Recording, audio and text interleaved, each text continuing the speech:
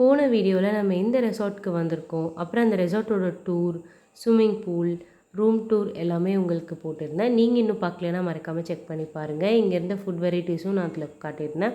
So lunch முடிச்சதுக்கப்புறமா beach போகலாம் அப்படின்னு சொல்லிட்டு பீச்சுக்கு தாங்க கிளம்பியிருந்தோம். அரௌண்ட் ஒரு 4:30க்கு பீச்சுக்கு போகலான்னு சொல்லி கிளம்பினோம். பீச் பார்த்திங்கன்னா இது ஒரு ப்ரைவேட் பீச். ஸோ ஒரு பெரிய லான் இருந்தது. அந்த லானில் வந்து சைடில் ஃபுல்லாக கோகனட் ட்ரீஸ், ஃபுல்லாக கிராஸோட அதுலேருந்து நம்ம நடந்து போனோம்னா பீச்சுக்கு போயிடலாம். அப்படி தான் பீச்சுக்கு போயிட்டுருந்தோம். அந்த லான்லேருந்து பீச் போகிற வழி ஃபுல்லாக பார்த்திங்கன்னா அந்த ராஜஸ்தான் செட்டப்பில் அங்கங்கே நம்மளுக்கு சின்ன சின்ன மண்டபம் மாதிரி வச்சுருப்பாங்க. அதில் நின்று நம்ம ஃபோட்டோஸ் கூட எடுத்துக்கலாம். அதுக்கப்புறம் இந்த பீச் பற்றி சொல்லி ஆகணுங்க.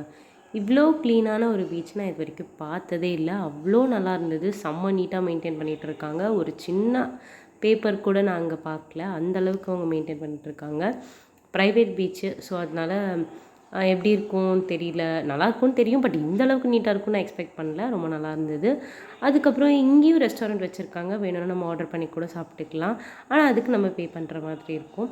இது முடிச்சதுக்கப்புறமா நம்ம ஹை டீ வந்து ப்ரொவைட் பண்ணுவாங்க. 4:30 to 5:30 அந்த டைமில் டீ, காஃபி அண்ட் ஸ்நாக்ஸ். ஸ்நாக்ஸில் பார்த்திங்கன்னா நிறைய நான்வெஜ் ஃபுட்ஸு, வெஜ்ஜு, அந்த மாதிரி பர்கரு, அதுக்கப்புறம் சாண்ட்விச், அதுக்கப்புறம் லைவ் கவுண்டர்ஸ் கூட இருந்தது. ஸோ அதுக்கு தான் வந்து இது முடிச்சுட்டு நம்ம கிளம்பியிருந்தோம்.